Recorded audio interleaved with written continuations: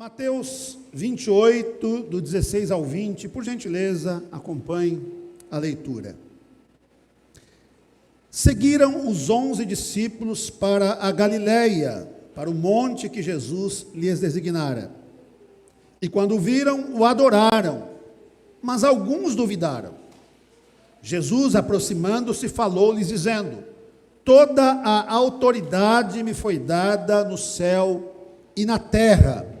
Ide, portanto, fazei discípulos de todas as nações, batizando-os em nome do Pai, e do Filho e do Espírito Santo, ensinando-os a guardar todas as coisas que vos tenho ordenado. E eis que estou convosco todos os dias, até a consumação do século. Que Deus nos abençoe nessa manhã, com a leitura e a exposição da sua santa e bendita palavra. Meus irmãos, esse texto é a continuação daquilo que nós temos falado nos domingos anteriores. Vocês se lembram? O Senhor Jesus ressurreto, ou melhor ainda, antes de uma constatação da presença efetiva do Senhor Jesus, nós lembramos que os discípulos foram ao túmulo, viram vazio, Pedro e João em particular, Maria Madalena e as demais mulheres. Pedro e João voltaram para casa, Maria Madalena ficou ali, olhando, acompanhando e querendo satisfações a respeito do corpo do Senhor Jesus. O Senhor Jesus depois aparece ressurreto aos discípulos a caminho de Emaús. Esses discípulos, no primeiro momento, não se dão conta de que era Jesus. Jesus fala a respeito dele nas Escrituras, e só depois, na casa onde eles passariam a noite, o Senhor Jesus, ao partir o pão e dar graças, se revela a eles, mas imediatamente some da presença deles, e eles então entendem que o Senhor Jesus estava ali. Uma viagem triste, dolorosa, pesarosa, de Jerusalém para Emaús, uma viagem de volta, 11 quilômetros, alegre, festiva, de volta para Jerusalém, onde eles disseram para os demais discípulos o que havia acontecido, e ouviram do discípulo, ele também apareceu a Pedro. Depois disso, nós vimos que o Senhor Jesus se apresenta ressurreto aos seus discípulos, e logo de pronto lhes saúda dizendo: paz seja convosco.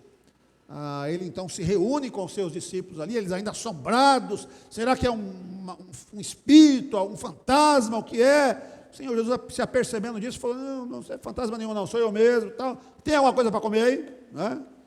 E aí come com eles. Na versão de Marcos, salvo engano, ele questiona inclusive a fé deles, e se permite ser tocado.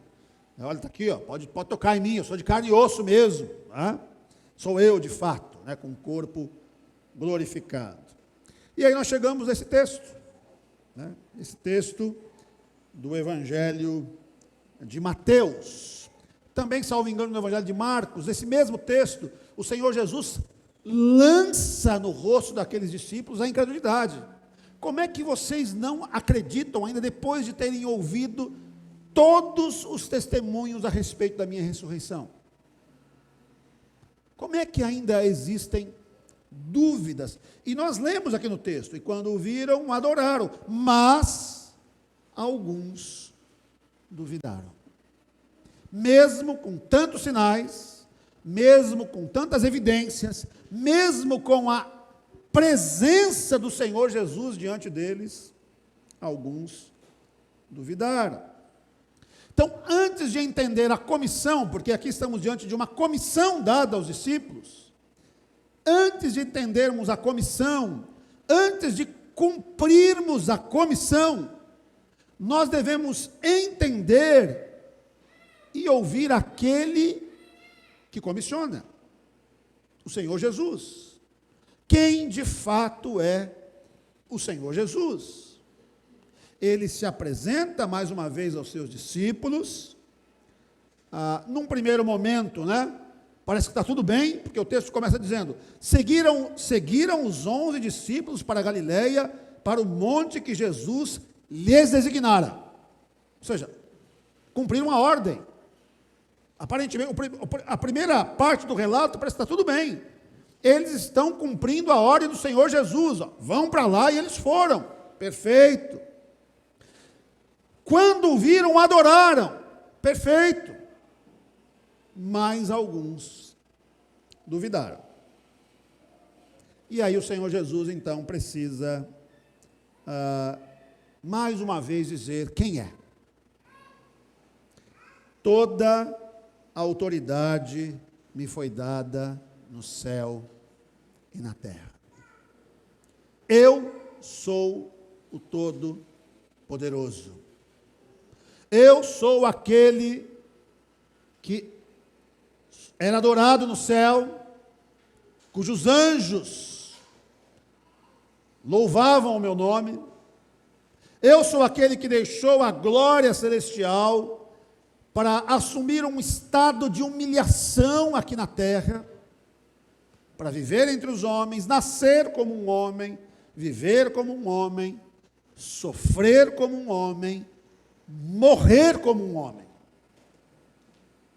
Eu sou aquele de quem vocês ouviram a voz celestial, dizendo a meu respeito: este é o meu filho amado, em quem tenho prazer. Eu sou o Filho do homem.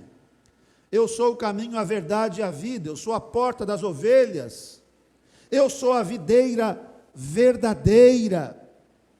Eu sou um com o Pai. Aliás, quem vê a mim, vê o Pai. Eu tenho efetiva autoridade.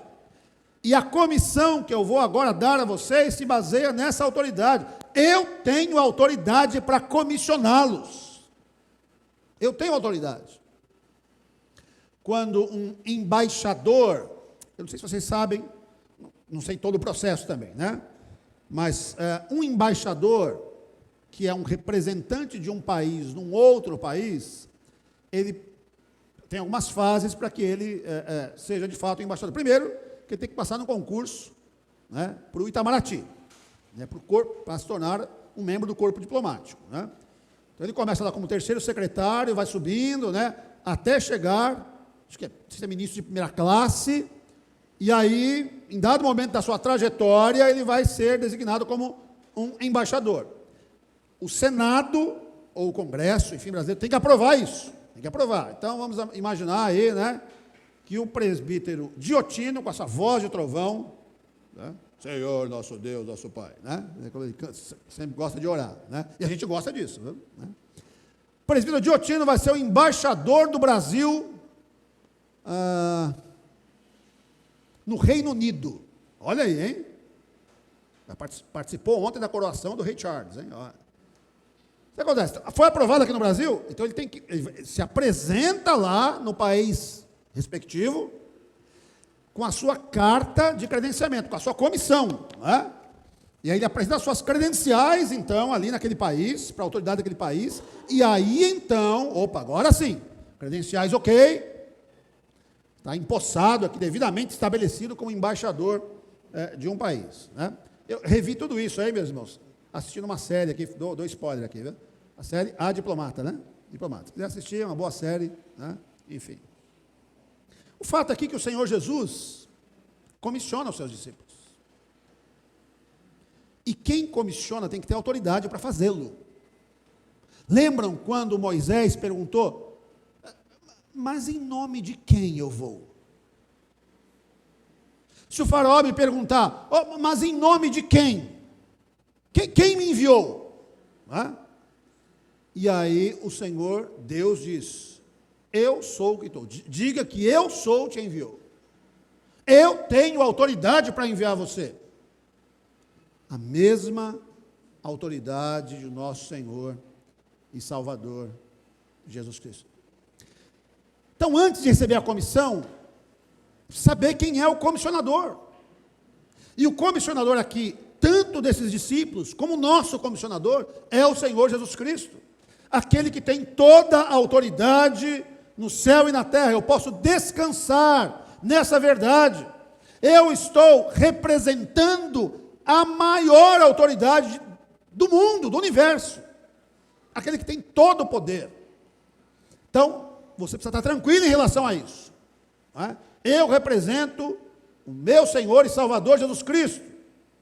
Estes sinais seguirão os que creem, não é? Em meu nome, né? E aí vai, uma série de sinais. Por que que eu tenho a autoridade para, por exemplo, orar por alguém que está endemoniado e repreender em nome do Senhor Jesus? Porque eu estou sob a autoridade do Senhor Jesus. Não é o meu poder, é o poder do Senhor Jesus. Pois bem, entendida então, ou entendido quem é o comissionador, qual é então a comissão? Qual é a missão? Qual é o mandamento? Qual é a ordem que o Senhor Jesus dá a esses discípulos? Né? Então, qual a comissão? Fazei discípulos. E não apenas fazei convertidos. Talvez eu já tenha falado isso aqui. O apelo. Sabe o que é apelo, né? Fazer apelo. Já ouviu isso? Né? Já me questionaram, pastor, o senhor não faz apelo? Né? Apelo é algo novo na história da igreja. Né? Algo novo na história da igreja cristã. Alguma coisa do século passado, no máximo do século retrasado. Qual que é o problema do apelo? Sobretudo o apelo feito nessas grandes convocações evangelísticas e tal, né? Primeiro, confundir a resposta ao apelo como sendo uma efetiva conversão.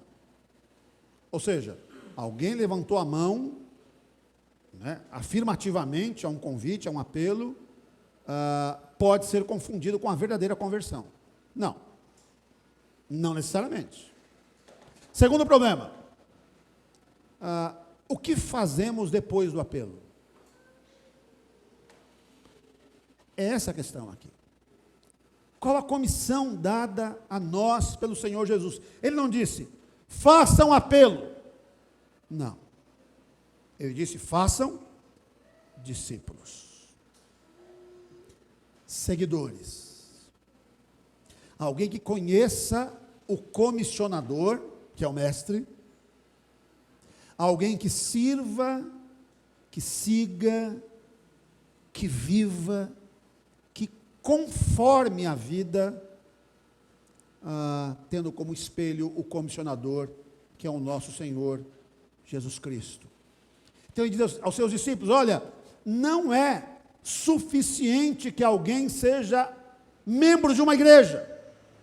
Não é suficiente que alguém demonstre externamente sinais, características de ser crente. Não é suficiente que alguém se enganje e assuma o linguajar evangeliquez, né? Que é bem variado, né? Vai desde bom dia, boa noite, até paz do Senhor, amado, amada, vaso, varão, bênção, e aí vai, né? Vocês conhecem, né? Não é suficiente que seja só isso. Não é. Eu mudei de roupa agora, até a roupa é diferente. Ok. Não é suficiente isso. O Senhor Jesus procura discípulos. E quem tem a obrigação de fazer discípulos? Discípulos. Discípulos produzem discípulos. Discípulos do Senhor Jesus devem produzir discípulos. É por isso que o apóstolo Paulo diz, e o que ele diz? Sede meus imitadores, como eu sou de Cristo. Me imitem na medida em que eu imito a Cristo. Então, primeiro nós temos que entender isso. Qual é a comissão dada aqui? Qual é a ordem que o Senhor Jesus dá aos seus discípulos? Pouquinho antes da sua ascensão aos céus, façam discípulos. qual é a abrangência? Qual a abrangência da ordem? Ah, ok, Senhor, entendi. Nós devemos, então, fazer discípulos aqui na nossa área geográfica, ou fazer discípulos que sejam judeus, ou no máximo, prosélitos, ou seja, aqueles que não são judeus de origem, mas se converteram ao judaísmo, observam as normas judaicas. É isso, então? Não. Não. A abrangência é todas as nações. Todas as nações. A missão de fazer discípulos é uma missão dada a nós e que abrange todas as nações. Pastor, mas como a igreja presbiteriana do Jaraguá pode fazer discípulos em todas as nações? Nós não temos condições, pastor, de fazer isso. Temos ou não temos, meus irmãos? Não ouvi.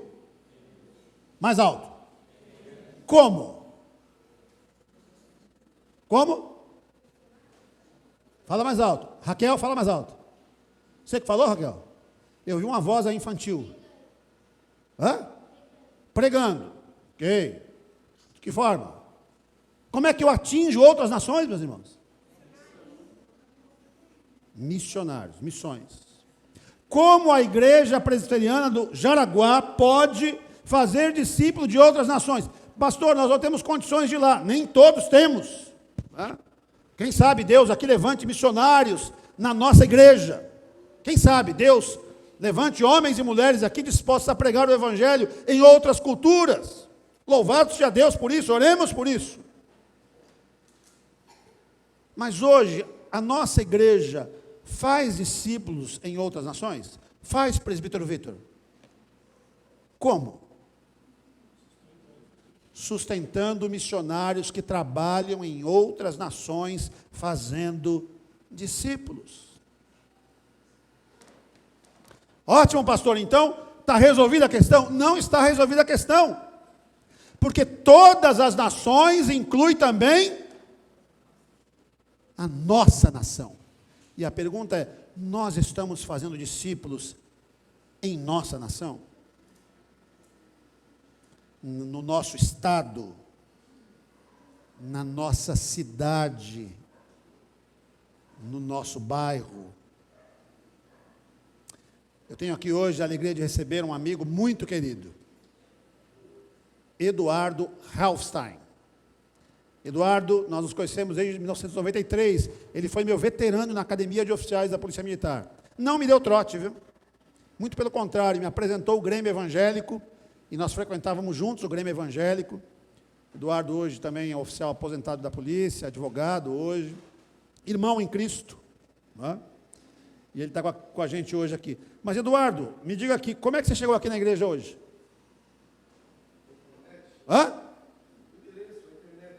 Pesquisou na internet o endereço. Não é o único caso, viu, irmãos?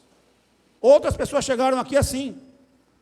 E a gente poderia pensar, louvado seja Deus por isso. Realmente louvado seja Deus por isso. Mas num certo sentido, presta atenção, num certo sentido isso é uma vergonha para nós. Porque as pessoas estão vindo. Mas nós temos ido. A ordem é, vá. A ordem não é, abram as portas e esperem que as pessoas venham. A ordem é, vá. Vá por todas as nações. Vá pelo bairro da Cidade da Abril, Jardim Ipanema, do Pan-Americano, da Vila Aurora e outros tantos. Vá. Vá e faça discípulos.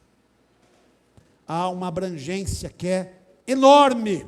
O evangelho tem sido pregado. Cristiane, minha testemunha, hoje, 3h da manhã, eu estava conectado com um culto da Igreja Presbiteriana do Paquistão. Eu só entendia o amém e o aleluia. Só isso. Mas uma igreja animada, cantando, vibrando, o reverendo Javed, não sei se é essa a pronúncia, esteve aqui no Brasil, eu conheci na reunião do Supremo Concílio, Depois ele pregou na Unida, eu estive lá, conversamos, trocamos telefone, contatos e tal, e eu o sigo no Facebook. Todo domingo aparece para mim, culto agora da Igreja Presbiteriana do Paquistão. Ele é o presidente da igreja, presidente da Assembleia Geral da Igreja Presbiteriana do Paquistão. A maior igreja evangélica do Paquistão. Irmãos, Paquistão não é um lugarzinho assim, tranquilo, assim, que está tudo bem ser crente, não. Mas o evangelho foi pregado ali. E eles estão servindo ao Senhor ali. E louvado seja o nome do Senhor por isso. Nós precisamos ir. Nós precisamos sair daqui. E ir ao mundo, pregar o evangelho, fazer discípulos. Pastor, mas tem um plano de ação? Tem um esquema? O Senhor Jesus deixou um esquema estabelecido. Como é que a gente faz isso? Ele deixou. Primeiro, pregar e discipular. Eu primeiro prego o evangelho. Né? E diante da aceitação do evangelho, diante do fato de que pessoas vão entender o evangelho e desejar viver o evangelho, eu discipulo essas pessoas.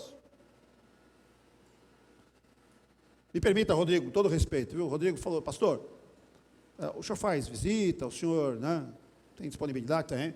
Eu quero conversar a respeito, né, de me tornar membro da igreja, batizar, me tornar membro e tal. Senhor, louvado seja o nome do Senhor, meu irmão. Semana a gente já vai na sua casa, né? Da semana a gente vai lá mesmo, né? Que coisa boa, irmãos. A gente tem que pregar o evangelho, fazer discípulos, batizar os convertidos, e na nossa teologia, nós como reformados, nós batizamos os convertidos, e batizamos os filhos dos convertidos, entendendo da mesma forma que a aliança que Deus estabeleceu lá no Antigo Testamento, com Abraão, é uma aliança que se transporta, é a mesma aliança, é o mesmo pacto estabelecido e que chega até os dias de hoje. A criança era introduzida na aliança ali através da circuncisão, é introduzida hoje na aliança através do batismo. Nós batizamos os nossos filhos. E entendemos que é errado não fazê-lo. Não batizamos como opção, batizamos porque é o certo fazer. Então, a gente batiza. Mas nós também precisamos manter os convertidos nutridos. Vamos voltar ao texto? Toda a autoridade me foi dada no céu e na terra. Ide, portanto, fazei discípulos de todas as nações, batizando-os em nome do Pai, do Filho e do Espírito Santo, ensinando-os a guardar todas as coisas que vos tenho ordenado. Pastor, preguei o evangelho, fiz o apelo, a pessoa aceitou, agora é com ela. Não, agora é com a gente. Agora a gente precisa discipular essas pessoas. Elas precisam ser batizadas, professarem sua fé, serem batizadas, inseridas no corpo de Cristo, e tem um trabalho de manutenção. A pregação constante do evangelho, o ensino da palavra de Deus, deve ser mantido na igreja. Pregação saudável, ensino saudável, para que as pessoas sejam mantidas na fé. Claro que quem preserva as pessoas na fé é o próprio Senhor Jesus, Santo Espírito que habita em nós. Mas a ovelha tem que ser alimentada. A gente tem que comer, gente. E tem que ser comida boa, grama verde, água fresca, limpa. É o trabalho da igreja. É a nossa missão fazer isso. Pastor, quem faz isso? Vocês, professores de escola dominical, fazem isso domingo após domingo. Aqueles que ocupam o púlpito aqui da igreja fazem isso. Nós fazemos, nós pregamos o evangelho, nós ensinamos o evangelho, nós pregamos o evangelho através da mesa da comunhão. Nós continuamos anunciando a morte do Senhor até que Ele venha. Temos que fazer. Esse é o plano de ação. Não tem nenhuma ideia mirabolante, pastor, 7 passos para uma igreja eficaz, 1001 lições de como ser uma igreja relevante. Não tem nada disso, irmãos. É o plano simples estabelecido pelo Senhor Jesus. Pregue o evangelho, discipule os convertidos, batize as pessoas e mantenha as pessoas através de ensino regular da Escritura, de pregação regular da Escritura. É isso. Essa é a nossa missão. Existem missões adicionais? Claro. Podemos inserir aí ações sociais, uma série de coisas. Vamos manter uma escola, um hospital. Louvado seja Deus por isso. A Igreja Presbiteriana do Paquistão tem 65 hospitais. Tem mais de 500 instituições de ensino. Mais de 500, irmão. Sabe o que é isso? Mais de 500. 65 hospitais. Louvado seja Deus. Também uma forma de pregar o Evangelho. Mas, fundamentalmente, pregar o Evangelho é pregar a respeito da vida e da obra do Senhor Jesus Cristo. Ele é o Evangelho. Ele é a boa notícia. A boa notícia é: Cristo veio ao mundo para salvar pecadores, dos quais eu sou o principal. Mas como diriam os velhos reformadores, os puritanos ingleses, não é? Talvez não faça muito sentido para algumas pessoas ouvir a boa notícia, se ela não tem conhecimento da má notícia. Então, pregar o Evangelho também envolve anunciar a má notícia. E qual é a má notícia? Você é pecador. Você é um miserável pecador. Pecadores sem salvação, pecadores sem Cristo, estão fadados a irem para o inferno. Essa é a má notícia. Você está perdido. Se a pessoa não se der conta disso, já imaginou uma pessoa que está se afogando, né? Vamos imaginar o seguinte, né? Você não sabe nadar, e por alguma razão você se vê em alto mar lá, tentando boiar, desesperado e tal. Mas por algum motivo você está tranquilo. Por que você não se dá conta de que não sabe? Imaginou alguém que não sabe nadar, está na água, alto mar, não dá pé, e não se dá conta que está se afogando? Como é que é possível isso? A pessoa não se dá conta que está se afogando?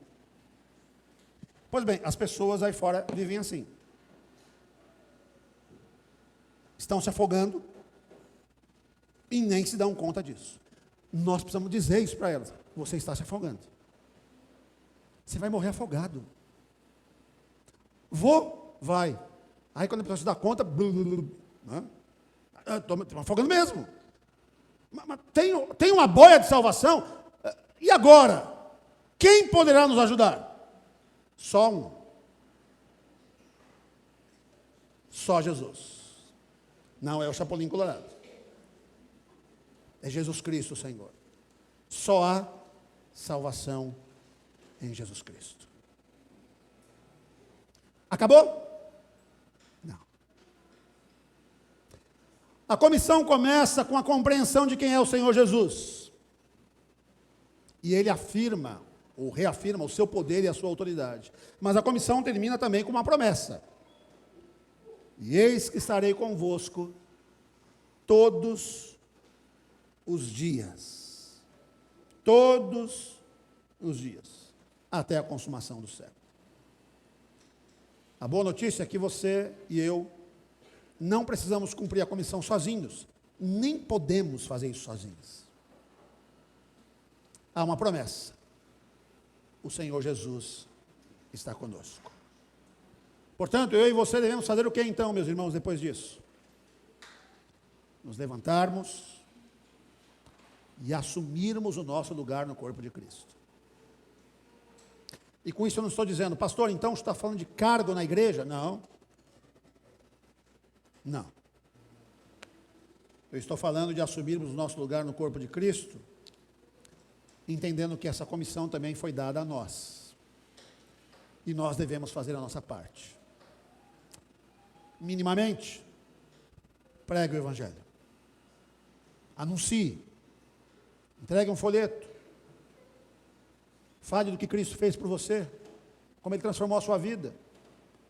Sim, também convide pessoas para vir à igreja. É bom receber pessoas, ótimo, maravilhoso isso. Deus, em sua graça, traz pessoas mesmo.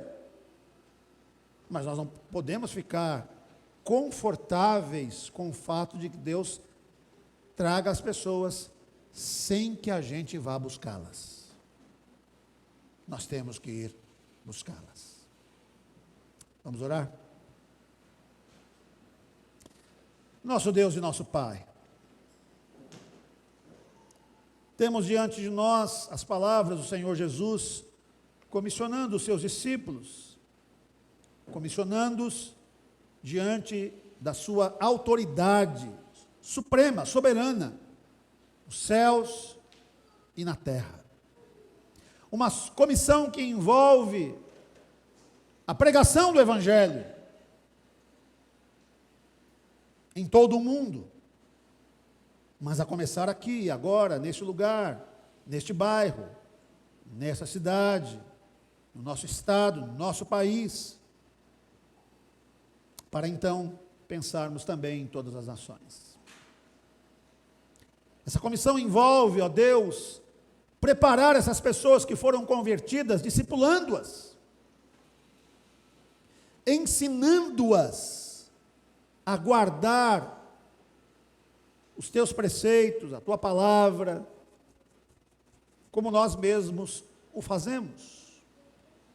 Um discipulado pelo exemplo, um discipulado que implica em caminharmos juntos, sentarmos à mesa, conversarmos, um compartilhar da vida, Senhor. E não apenas uma aula numa classe, é muito mais do que isso. Uma comissão que também implica em batizarmos aqueles que foram convertidos e seus filhos, em ensiná-los, mantendo aquecida esta fé e a compreensão acerca das coisas do Senhor, mediante o ensino, a pregação sadia da tua palavra. Mas nós não podemos fazer isso sozinhos. E nós te louvamos, porque o Senhor, sabendo disso, disse que estaria conosco. Portanto, Pai, pedimos, desperta-nos. Desperta-nos para sairmos, ó Deus, a campo, para fazermos a nossa parte, para olharmos para os nossos bairros, como se fossem eles campos floridos, prontos para a colheita. Desperta-nos, ó Deus. Não permita que fiquemos confortáveis com o fato de que o Senhor, por graça, tem trazido pessoas à nossa igreja, pessoas têm ficado aqui, e nós nos alegramos muito com isso. Queremos ser uma igreja que expressa essa receptividade, esse calor, esse carinho, que acolhe, que ama.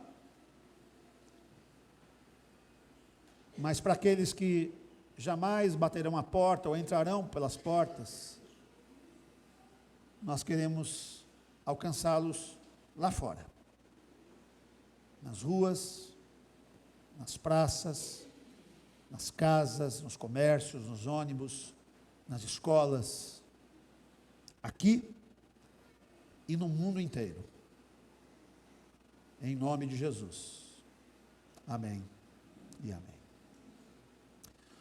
Nós vamos celebrar